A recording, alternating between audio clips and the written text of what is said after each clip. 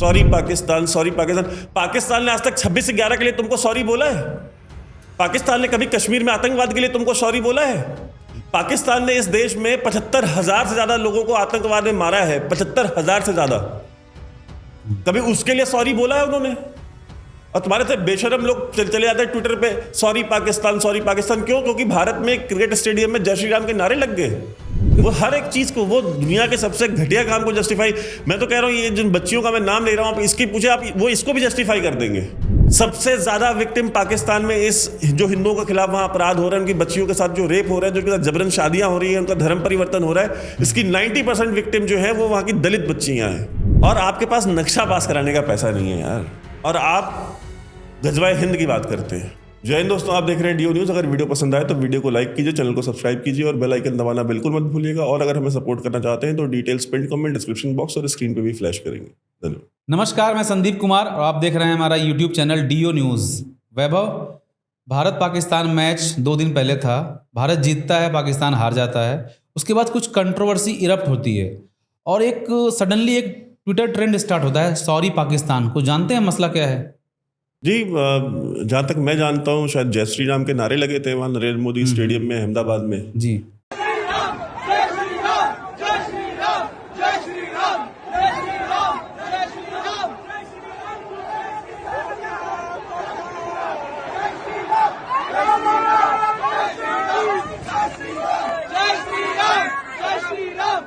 और इसके लिए ये माफिया मांगते फिर रहे हैं जो राम को ही नहीं मानते। जो राम को ही नहीं मानते, सनातन धर्म को ही नहीं मानते, वो भगवान राम का नारा लगने पे माफिया मांगते फिर रहे हैं। मांगते रहे, उससे कोई फर्क नहीं पड़ता है। और देखें, ये उदयनिधि स्टालिन ने इसका विरोध किया, बड़े बड़े जर्नलिस्ट शेखर गुप्ता जैसे लोग और भी बहुत सारे लोगों ने इसके ऊपर बोला कि ये नहीं होना चाहिए था, ये क्रिकेट के स्पिरिट के खिलाफ है। जय श्री राम क्रिकेट की स्पिरिट के खिलाफ है और नाराए तकबीर अल्लाहू अकबर क्रिकेट की स्पिरिट के बिल्कुल हिसाब से है, मैच करता है। हैदराबाद में जब अल्लाहू अकबर के नारे लगते हैं, पाकिस्तान जिंदाबाद के नारे लगते हैं, तो वो क्रिकेट की स्पिरिट होती है, वो खेल भावना के तहत लगते हैं। जब यही पाकिस्तानी प्लेयर क्रिकेट स्टेडियम में नमाज पढ़ते हैं, सजदे करते हैं, तो वो क्रिकेट की स्पिरिट होती है। अगर आप क्रिकेट स्टेडियम में नमाज पढ़ेंगे तो आपको जय श्री राम भी सुनना पड़ेगा। ये गाड़ी एक तरफा नहीं चल सकती कि आप वहां नमाज भी पढ़ेंगे, आप वहां पे दूसरे टीम के प्लेयर्स को कन्वर्ट होने के लिए आप दावत करेंगे, वहां पे आप उनको दावत देंगे इस्लाम में चलते हुए मैच में। आपको याद होगा वो श्रीलंका के खिलाड़ी को पाकिस्तानी प्लेयर्स ने जो है, उन्होंने बोला कि भाई आप इस्लाम में आ जाओ वरना जहन्नुम में जाओगे और वहां की आग में जलोगे तुम, और अगर कन्वर्ट हो गए तो सीधा हेवन, जन्नत। तो जो दावत का काम करते हैं, कन्वर्जन का काम चलते हुए मैच में करते हैं, ग्राउंड पे नमाज पढ़ते हैं, भाई जय श्री राम क्यों नहीं सुनेंगे? वो जय श्री राम भी सुनना पड़ेगा। और इनकी पेट में दर्द इसीलिए हो रहा है। आज तक इन्होंने कभी विरोध किया इन चीजों का कि जो पाकिस्तानी नमाज पढ़ने का काम करती है स्टेडियम में, या ड्रेसिंग रूम में नमाज नहीं हो सकती है, स्टेडियम में ही क्यों पढ़नी होती है? वो एटीट्यूड है, वो गुंडागर्दी है, वो गुंडागर्दी डाली गई है जहन में। मस्जिद खाली जमीन पे बन सकता है, लेकिन नहीं, मंदिर पे ही बनाना है। लड़कियां ऐसा नहीं कि मुसलमानों के पास नहीं है, लेकिन जबरन शादी धोखा देकर के हिंदुओं की बच्चियों से ही करनी है। ये डाला गया है इनके दिमाग में 1400 साल से। और जो पिछले 70 साल की इस देश में सरकार रही है, इन्होंने इनको एम्बोल्डन किया है। मैंने अपने पिछले वीडियो में भी आपसे कहा था ना कि गांधी जी पाकिस्तान को 55 करोड़ रुपए दिलवाने के लिए तो हड़ताल कर सकते हैं, आमरण अनशन कर सकते हैं। जिन्ना को रोकने के लिए, पार्टीशन को रोकने के लिए एक दिन भी भूखे प्यासे नहीं रह सकते। तो इस तरह की लीडरशिप हमारे देश को मिली है पिछले 100-125 साल में। और अब क्या है कि अब एक रिवाइवल हो रहा है, अब एक हिंदुओं में जागृति आ रही है। हिंदू जाग रहा है, सनातन, वो अपने सनातन धर्म को लेकर के, अपने कल्चर को लेकर के, हर चीज को लेकर के अब वो प्राइड महसूस करता है, गर्व महसूस करता है। तो वो ला रहा है नारे। तो इनको तकलीफ हो रही है क्योंकि ये इनकी जो 70 साल की जो राजनीति चली है, जो 70 साल का प्रयास चला है पिछले, ये उसमें फिट नहीं बैठ रहा। वो हिंदू जिसको हमने ग्रूम किया है 70-75 साल से, ट्रेन किया है शर्मिंदगी महसूस करने के लिए कि ये मंदिर जाने वाला हिंदू है, इसको तो शर्मिंदा होना चाहिए। ये तो पूजा पाठ करने वाला हिंदू है, इसको तो शर्मिंदा होना चाहिए। ये तो जय श्री राम के नारे लगाता है, ये तो हुलीगन होगा, ये तो गुंडा होगा। जी, यही मीडिया ने, राजनेताओं ने, इस देश की जो सो कॉल्ड इंटेलेक्चुअल क्लास है, इसने 75 साल यही काम किया है ना। अगर आप धार्मिक हैं तो आप जाहिल हैं, आप गंवार हैं, आपका एक सभ्य समाज में कोई स्थान नहीं है। You don't have a place in a civilised society. You can not grow if for a religious man. For the scientific temperament you have to be an atheist or a boot licker of these Islamist. यही पूरा narrative चलाया गया ना। तब वो narrative इनका खत्म हो रहा है ना। अब नरेंद्र मोदी स्टेडियम में पढ़ी लिखी जनता जो बैठी हुई है, जो 25-25 हजार 50-50 हजार रुपए अफोर्ड करके मैच देखने जाती है, वो जय श्री राम का नारा लगाती है। 75 साल की इन्वेस्टमेंट आपकी डूबेगी तो आपको तकलीफ नहीं होगी। आपको जब तकलीफ होगी तो क्या आप चीखेंगे नहीं? चीख तो निकलेगी। तो वही चीख निकल रही है इनकी, सॉरी पाकिस्तान, सॉरी पाकिस्तान। पाकिस्तान ने आज तक 26/11 के लिए तुमको सॉरी बोला है? पाकिस्तान ने कभी कश्मीर में आतंकवाद के लिए तुमको सॉरी बोला है? पाकिस्तान ने इस देश में 75,000 से ज्यादा लोगों को आतंकवाद में मारा है, 75,000 से ज्यादा। कभी उसके लिए सॉरी बोला है उन्होंने? और तुम्हारे से बेशरम लोग चले जाते हैं ट्विटर पे, सॉरी पाकिस्तान, सॉरी पाकिस्तान। क्यों? क्योंकि भारत में क्रिकेट स्टेडियम में जय श्री राम के नारे लग गए। मैं तो पाकिस्तान की सरकार से कहूंगा इनको नागरिकता दे अपने यहाँ, और इनके जाने का खर्चा जो है हम और डीओ न्यूज के जो व्यूअर्स हैं ये सारे बियर कर लेंगे हम। मैं इस बात पर शर्त लगाने को तैयार हूं। अगर इस बात की हमने अपील कर दी डीओ न्यूज में बैठ के, तो हमारा जो व्यूअर है, हर व्यूअर जो है ना अपना अकाउंट खाली कर देगा कि भाई अब इनको लेके जाओ। ये रहेंगे तो, ये नहीं रहेंगे तो हम और भी कमा सकते हैं। हाँ, मतलब ये चले जाए यहाँ से, पैसे तो हम फिर कमा लेंगे, लेकिन इनको निकालो यहाँ से। कोई नहीं रोकेगा इनको। कोई इनको अटारी बॉर्डर पे जा करके इनको ये नहीं कहेगा कि भाई साहब रुक जाओ। एक आवाज नहीं आएगी। लोग चीयर करेंगे, तालियां बजाएंगे, नहीं नहीं जाओ जाओ, इनको लेके जाओ। भाई साहब जा रहे हो, पैसा हमने दे दिया, दोबारा मत आना लौट के आ। सॉरी पाकिस्तान। यार क्या जाहिल हो तुम लोग। मतलब पाकिस्तान जैसे 2 कौड़ी का मुल्क, खाने को नहीं हट रहा, उनके पास खाने को आटा नहीं है, दुनिया में कोई इज्जत नहीं है, और तुम उनसे माफिया मांगते फिर रहे हो यार। तो कोई सेल्फ, कोई डिग्निटी, कोई ऑनर, कोई सेल्फ रिस्पेक्ट, कोई आत्मसम्मान नाम की चीज है? या सब कुछ ही बेच दिया है तुमने सीआईए को? उनका आर्गुमेंट ये है कि इंडियन हॉस्पिटैलिटी ये नहीं है। इंडियन हॉस्पिटैलिटी क्या है? इंडियन हॉस्पिटैलिटी ये है कि उनको स्टेडियम में नमाज पढ़वाएं, उनसे 4 गालियां सुने, और उनके यहाँ का जितना खराब एलिमेंट है उन सबको हम वीजे दें। उनके जितने ISPR के टट्टू है उन सबको हम अपने यहाँ बुला आने की परमिशन दें। इसके ऊपर भी तो विरोध कर रहे थे ना कि इन लोग, बहुत सारे पाकिस्तानी जो कंटेंट क्रिएटर, उनको वीजा क्यों नहीं दिया? हमको पता है यार वो ISPR के लोग हैं। ऐसा इंसिडेंस एक बार हुआ था जब पठानकोट में हमने एक टीम बुला के सर्वे के लिए भेजा था जब हमारे पर, तो उसमें इन्होंने एक चुपके से छिपा के एक आदमी, एक ISI का एजेंट किसी को भेज दिया था उन्होंने। देखिए वो यही सब काम करते हैं ना, 70-75 साल से वो यही काम कर रहे हैं। उन्होंने और कोई दूसरा काम किया ही नहीं है। आप मुझे बताइए कि आईसिस हो, अलकायदा हो, तालिबान हो, आप नाम लीजिए दुनिया भर में टेररिस्ट ऑर्गेनाइजेशंस का, उनके डांडे अगर कहीं ना कहीं से जा करके अगर ISI से नहीं मिलते तो वो आश्चर्य की बात होगी, क्योंकि सबके मिलते हैं। हर किसी का कोई ना कोई डीलिंग वीलिंग इनके साथ होती है, तो यही काम ही है इनका। अब ये सॉरी पाकिस्तान वालों से मेरा एक सवाल है। एक वीडियो है मेरे पास, परसों की वीडियो है। एक 34 साल की महिला, 34 साल की शादीशुदा हिंदू महिला को उठाया गया, उसके साथ रेप किया गया, उसको मार दिया गया जान से, और 3 दिन हो गए हैं जो एक्चुअल में रिस्पॉन्सिबल बंदा है उसके खिलाफ पुलिस FIR नहीं कर रही है, दूसरों को पकड़ रही है वहां पे। ये वहां का, जरा वीडियो देखें, ये हिंदू महिला है, वहां की खीपरो डिस्ट्रिक्ट है सांगड़ में, वहां की वीडियो है ये। पाड़े में तुम्ही वंजे दिए, तुम्ही वे वापसी आई कोन सुबु जडिटो खदे में उनती पे यार अभी क्या जो नालक है अभी क्या डिटो ही कोन कैसा हुई क्या आई इतना पाड़े का सही भाई पे वापसी अल्लाह जा दियो केड़े टाइम आई ये उन्हीं के पिन 11 बजे बंद थे उनका कोई डाले पे। अरे तो आपने देखा ये वीडियो, बताइए आप इसके लिए कब सॉरी बोलेंगे। अब आपको एक और किस्सा बता लेता हूं, बीते हफ्ते का ही है। राधा मेघवार 13 साल की बच्ची, दलित बच्ची, सिंध पाकिस्तान में, उसके जरा घर वालों की ये वीडियो देख लीजिए।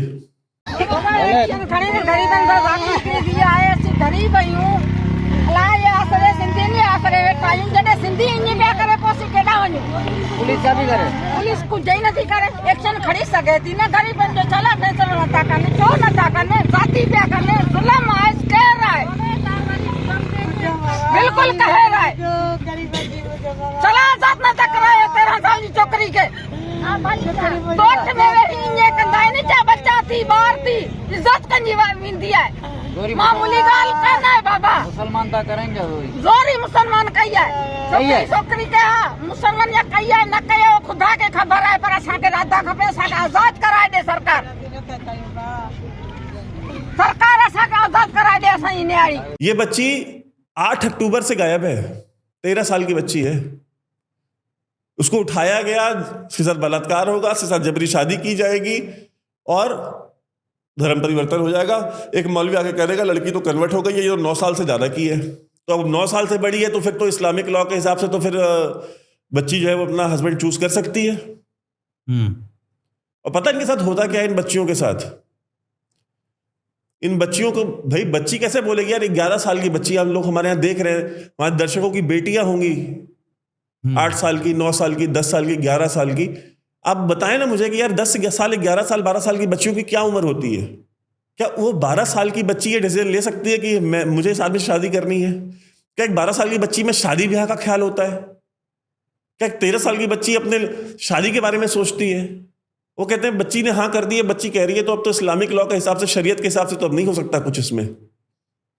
आप उसके बगल में 10 लोग खड़े हो जाएंगे, 13 साल की बच्ची क्या बोलेगी? जो उसको बोलेंगे वही बोलेगी। उसको साल 2 साल, इस तरह की बच्चियों को साल 2 साल रखते हैं, 3 साल रखते हैं, कई बार तो 2 महीने 3 महीने ही रख करके ले जाते हैं और वेश्यालयों में बेच देते हैं, उससे पैसा कमाते हैं। ये पाकिस्तान की हालत, ये पाकिस्तान का समाज है, ये इनका समाज है इस तरह का। काफिरों की बच्चियां उठाना, 12 साल की, 13 साल की, उनके साथ 2 महीना 3 महीना जब तक दिल किया तब तक उनके साथ बलात्कार करना और फिर ले जाना और ले जाकर के कोठों पे बेच देना। ये वहां का समाज है जिनसे ये माफिया मांगते फिर रहे हैं बेशरम लोग। और कोई बड़ा इंटेलेक्चुअल बोलता नहीं है इसके ऊपर, क्योंकि इसलिए डर लगता है कि अगर हम इसके खिलाफ बोलेंगे तो मौलवी कहेगा कि आप तो फिर शरीयत की खिलाफत कर रहे हैं, फिर आप तो इस्लामिक लॉ के खिलाफ बात कर रहे हैं, ये तो ब्लास्फेमी है और ब्लास्फेमी की सजा तो मौत है। तो अपनी जान प्यारी है तो बड़े बड़े इंटेलेक्चुअल कुछ नहीं बोलते, पॉलिटिशियंस को वोट प्यारा है। मौलवी ये काम करते हैं। आप इराक में चले जाइए, इराक में करबला के पास में पूरी की पूरी इसके ऊपर इन्वेस्टिगेटिव जर्नलिज्म हो चुका है, इसके ऊपर डॉक्यूमेंट्रीज बन चुकी हैं। बीबीसी की डॉक्यूमेंट्री से बड़ा प्यार है इनको, बीबीसी की डॉक्यूमेंट्री जाके देखें कि वहां पे धंधे चल क्या रहे हैं। वहां पे मौलवी मुता करा रहे हैं 1-1 घंटे की शादियां, जिनका हस्बैंड, लोग क्या करते हैं 12 साल 13 साल 14 साल की बच्चियों से शादियां करते हैं, महीना 2 महीना 6 महीना साल भर, कभी भी उसका दिल भरा, उसने अगर बीवी को तलाक दे दिया तो वो क्या करेगी? अब उसकी दूसरी शादी नहीं होती वहां पे, फिर पूरी जिंदगी वो मुता करती रहती है। किसी से 1 घंटे के लिए शादी करती है, किसी से 6 घंटे के लिए शादी करती है, और वहां के मौलवी कराते हैं। इंडस्ट्री है, मौलवी जेबों में तस्वीरें लेके चलते हैं वहां पे, ये धंधा चल रहा है वहां पे। वही काम पाकिस्तान में चल रहा है। हिंदू की बच्ची पसंद है, कौन से घर की, हाँ उठा लो, उठा लेंगे, क्या कर लोगे? मौलवी आके मुहर लगा देगा उसके ऊपर कि हाँ निकाह हुआ है, मैंने पढ़ाया निकाह। पुलिस क्या कर लेगी? पुलिस भी कुछ नहीं कर सकती। और पुलिस क्यों करेगी? वो भी तो उसी समाज का, उसी मानसिकता के लोग तो पुलिस वाले भी हैं, वहां की फौज भी उसी मानसिकता की है, वहां के डिप्लोमेट भी उसी मानसिकता के, वहां का जो वृहद समाज है वो पूरा का पूरा समाज उसी मानसिकता का है। कहते हैं आप सबको एक वाइट ब्रश से आप नहीं पेंट कर सकते। अरे कोई विरोध करता, कोई एक बच्ची को रिकवर तो करा के देता मुझे, बड़ी बड़ी एनजीओ है, ये लाल बिंदी आंटियां वहां पे भी हैं, लाल बिंदी आंटियां घूमती हैं। तो आज तक किसी को रिकवर कराया उन्होंने? रिंकल कुमारी को करा लिया था रिकवर? ये राधा मेघवार को करा लेंगे रिकवर? मुझसे लिख के ले लीजिए, नहीं करा पाएंगे। इस तरह की बच्चियां आज नहीं तो 2 साल बाद, 4 साल बाद, और इनकी लाइफ एक्सपेक्टेंसी भी बहुत कम होती है, 30-35 साल से ऊपर जीती भी नहीं है। ऐसा क्यों? क्या करेंगी वो? जीवन कब तक जिएंगी वो सुसाइड कर लेती हैं। कौन सी स्त्री है हमारा चैनल तो महिलाएं देखती हैं ना, बहनें देखती हैं, जरा मुझे बताएं, कमेंट में बताएं, क्या कोई स्त्री इस तरह का जीवन जीना चाहती है? उसके ऊपर क्या उसकी मनोस्थिति क्या होती होगी, उसके ऊपर साइकोलॉजिकल इफेक्ट क्या होता होगा? कोई सोच सकता है? मैं और आप इमेजिन कर सकते हैं? कोशिश करके देख लीजिए, नहीं कर पाएंगे। उसका 10वां हिस्सा भी नहीं कर सकते आप इमेजिन उस ट्रॉमा का। रिजवान अहमद जब मैच जीतते हैं श्रीलंका के खिलाफ, तो किसको डेडिकेट करते हैं अपना मैच? फिलिस्तीनियों को। हमास वालों को अपना डेडिकेशन दे रहे हैं कि मैं अपना मैच, आज की जो जीत है मैं इनको डेडिकेट करता हूं, मैं आज अपनी इनिंग इनको डेडिकेट करता हूं। ये खेल भावना है, ये एक खेल भावना है। और जय श्री राम जो है वो खेल भावना के खिलाफ है। वो पॉलिटिक्स को गेम में ला सकते हैं, वो जियो पॉलिटिक्स को गेम में ला सकते हैं, वो मजहब को गेम में ला सकते हैं। आप जय श्री राम बोलेंगे तो फिर हम देखते हैं आप कैसे बोलते हैं।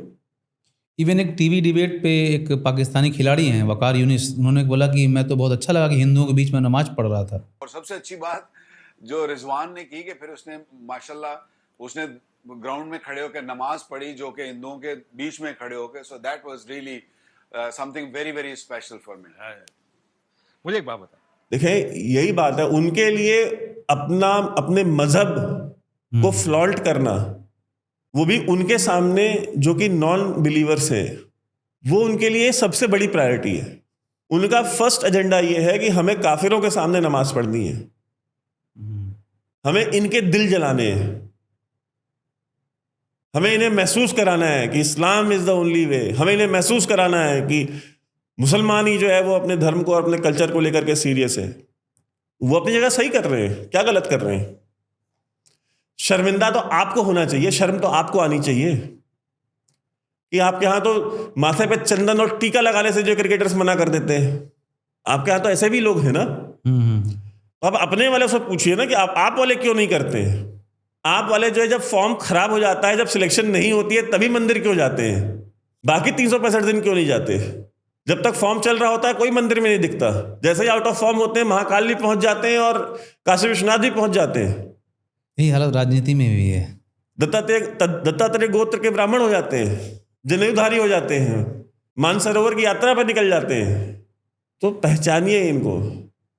लेकिन जो सामने वाली पार्टी है उसको जरूरत नहीं होती, वो सत्ता में रह करके जा रही है मंदिर।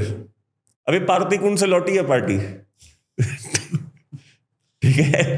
सामने वाली पार्टी तो माथे पे भभूत लपेट के जो है वो ध्यान मग्न है गुफा के अंदर केदारनाथ में, वो उस मुद्रा में बैठी है। लेकिन वह सामने वाली पार्टी का एक कॉन्ट्राडिक्टरी स्टांस रहा है। पीएमओ ये कहता है, या पीएम हमारे ट्वीट में ये कहते हैं कि हम हमास के टेरर जो प्रोवोकेटिव स्टेप लिया है उसने, टेरर चाहे जिस भी फॉर्म में हम उसको कंडेम करते हैं। ऑन द कॉन्ट्रेरी जो एक्सटर्नल अफेयर मिनिस्टर है वहाँ से ट्वीट आता है, मतलब विदेश मंत्रालय से ट्वीट आता है, उसमें लिखते हैं हम फिलिस्तीन के सॉवरेन राइट्स के साथ हैं, उनको एक लैंड, उनकी राइट्स मिलने चाहिए। India has always advocated the resumption of direct negotiations towards establishing a sovereign, independent and viable state of Palestine, living within secure and recognized borders, side by side, at peace with Israel. इस पे एक trend चलता है, Twitter trend, कि दो government के दो बड़े मंत्रालय हैं, एक पीएमओ एक एक्सटर्नल अफेयर मिनिस्टर, दोनों अपोजिट व्यू रख रहे हैं। नहीं, ऐसा नहीं है। देखिए डिप्लोमेसी ऐसे ही होती है। अब किसी भी देश में ये ऐसा होता है कि डिफेंस मिनिस्टर जो होता है वो टफ टॉक करता है और जो फॉरेन मिनिस्टर होता है वो थोड़ी सॉफ्ट टॉक करता है। अच्छा, ठीक है। और ये एक आज का नहीं, बहुत पुराना सिस्टम है। मतलब आप अगर डिफेंस मिनिस्टर से बात करेंगे तो defence minister is suppose to talk tough, क्योंकि रक्षा मंत्री है, वो नेतृत्व कर रहा है एक 15 लाख 16 लाख की जो भारत की फौज है, जिसमें इंडियन एयरफोर्स, नेवी और आर्मी है, तो उसको तो तगड़ी बात करनी पड़ेगी। वो तो अब फॉरेन मिनिस्टर की तरह डिप्लोमेटिक बात नहीं कर सकता, और फॉरेन मिनिस्टर जो है उसको डिप्लोमेटिक बात ही करनी पड़ती है, उसका वही काम है। डिप्लोमेसी ही तो काम है ना उनका, और कोई दूसरा काम थोड़ी है। अब इसमें यह बात है कि 2 स्टेट सोल्यूशन की बात की जा रही है, तो देखिए यह तो हकीकत है। अब वो जो 22 लाख 23 लाख फिलिस्तीनी जो हैं, अगर वो 50 लाख यहूदी को भी अगर आप मेडिटेरेनियन में डुबा के नहीं मार सकते, तो उन 23 लाख को भी तो नहीं मार सकते ना आप। तो कोई ना कोई तो सेटलमेंट होगी। और ऐसा नहीं कि इजराइल ने कभी उस सेटलमेंट को माना नहीं या उसके लिए एग्री नहीं किया। बात यह है कि हमास जैसी ऑर्गेनाइजेशंस ये कहती हैं कि सेटलमेंट वो होगा जो हम कहेंगे, सेटलमेंट वो होना चाहिए, जमीन उतनी मिलनी चाहिए जितनी हम चाहेंगे। वो चीज संभव नहीं है, वो चीज इजराइल को मंजूर नहीं है। 2 स्टेट सोल्यूशन होना चाहिए। मैं खुद कह रहा हूं कि 2 स्टेट सोल्यूशन हो, उन 22 लाख लोगों को भी रहने के लिए कोई एक जगह दी जाए। उन 22 लाख को भी कोई रहने के लिए जगह तो देंगे ना, उनको कौन ओन करेगा? तो अब मुझे ये बताएं कि ये जो आसपास के ये जो उम्मा चिल्लाते हैं, जरा मुझे बताएं कि वो उसके बगल में जॉर्डन है, सीरिया है, इजिप्ट है, लेबनान है, मतलब इतनी सारी कंट्री, सऊदी अरेबिया का बॉर्डर लगता है, इनमें से कोई क्यों नहीं ले रहा है इनको? पाकिस्तान जब जॉर्डन ने नहीं पाकिस्तान ले ले, बुला ले। वो तो खुद तो अफगानों को भगा रहे हो अपने यहां से, वो मुसलमान नहीं है। जिन अफगानों को भगा रहे हो, 8 लाख 10 लाख अफगानों को, वो मुसलमान नहीं है, वो क्यों भगा रहे हो? हम रोहिंग्यास को निकालेंगे, हम बांग्लादेशियों को निकालेंगे तो ह्यूमन राइट्स की बात हो जाएगी। आपको पाकिस्तान में इतने ह्यूमन राइट्स के चैंपियन बैठे हैं, किसी के मुंह से आवाज नहीं निकल रही है अफगानों को निकालने के नाम पे, कोई नहीं बोल रहा। लेकिन जैसे ही इंडिया में हुआ कि नहीं सीए लाया जाए, एनआरसी लाया जाए, तो सबके पेट में दर्द उठ जाएगा। वेस्ट में भी कहीं कोई आवाज नहीं उठ रही है। कोई अमेरिका की ह्यूमन राइट्स कमीशन ये नहीं कह रही है कि यार ये तो बड़ा गलत कर रहा है पाकिस्तान, ये 10 लाख 12 लाख लोगों को कैसे आप निकाल देंगे, तो रेफ्यूजी हैं बेचारे। कोई कुछ नहीं बोल रहा। आप नहीं निकाल सकते, वो इसलिए नहीं बोल रहे क्योंकि उनको पता है कि अगर ये पाकिस्तान ने अगर डिसाइड कर लिया निकालने को, तो ये निकालेंगे ही निकालेंगे। और अगर इनको हमने ज़्यादा परेशान किया तो ये फिर कुछ ऐसा काम करेंगे जिससे हमें बहुत तकलीफ होगी। क्योंकि पाकिस्तान के पास वो लेवरेज है, वो हार्ड टॉक करते हैं। वो आज डिसाइड कर लेंगे कि नहीं ठीक है, अच्छा ऐसी बात है तो फिर ठीक है, एक और 9/11 लो, ठीक है, फिर एक और लो। उनके पास महारत हासिल है और इन्हीं ने ट्रेन किया है, CIA वालों ने ही ट्रेन किया है, MI6 वालों ने ही ट्रेन किया है।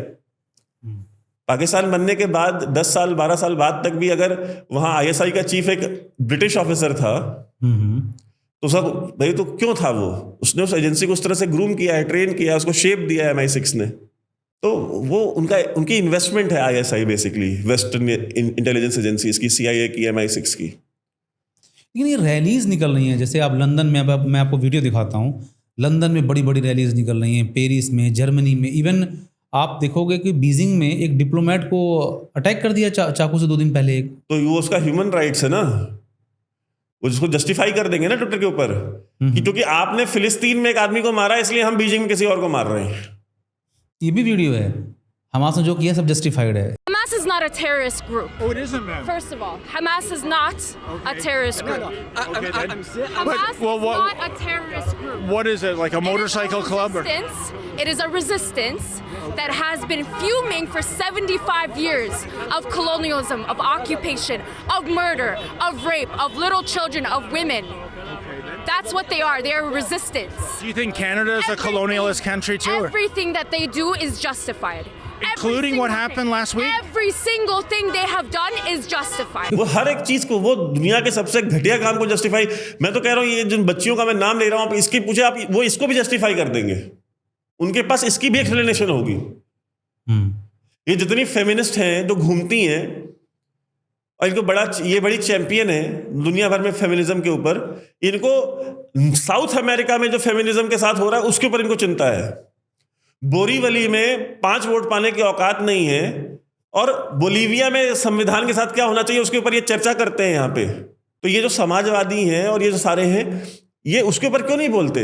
इन बच्चियों के ऊपर क्यों नहीं बोलते? इस देश में जो दलितों की राजनीति करते हैं, ये उदयनिधि स्टालिन राधा मेघवार के ऊपर कब बोलेगा? सबसे ज्यादा विक्टिम पाकिस्तान में इस जो हिंदुओं के खिलाफ वहां अपराध हो रहे हैं, उनकी बच्चियों के साथ जो रेप हो रहा है, जो उनके साथ जबरन शादियां हो रही हैं, उनका धर्म परिवर्तन हो रहा है, इसकी 90% विक्टिम जो है वो वहां की दलित बच्चियां हैं। कोई बोलता है यहाँ पे? क्या कोर्ट्स में रिपोर्ट नहीं होती? पुलिस में, कोर्ट में केस वगैरह? भाई मैंने आपको बताया ना कि जब आप बच्ची को उठा ले गए, 10 दिन 15 दिन 20 दिन आपने उसको डराया धमकाया, फिर एक दिन एक मौलवी आता कहता हाँ निकाह मैंने पढ़ाया है, तो मजिस्ट्रेट बुलाएगा बच्ची को, भाई साहब कि तुमने निकाह पढ़ा है, और उस बच्ची को घेर के जो खड़े होते हैं वो 50 लोग उसके अपने खुद के गुंडे होते हैं, वो क्या बोलेगी कि हाँ मैंने निकाह नहीं किया है। 12 साल की बच्ची का सोचिए तो मेंटल ट्रॉमा किस लेवल पे होगा, क्या उसके मुंह से आवाज निकलती है, वो मुंडी भी हिला देती है तो बस ओके जाओ। बेशरम लोग हैं ये, दुश्मन है, जिनके वोट लेते हैं ना उनके भी दुश्मन है। दिन दलित वोटों की ये बात करते हैं, इससे बड़े मैं तो उनसे कहता हूं जरा सोचिए, आज अगर वहां पे ये नहीं बोल रहे हैं ना तो कल को आपके लिए यहां पे भी नहीं बोलेंगे।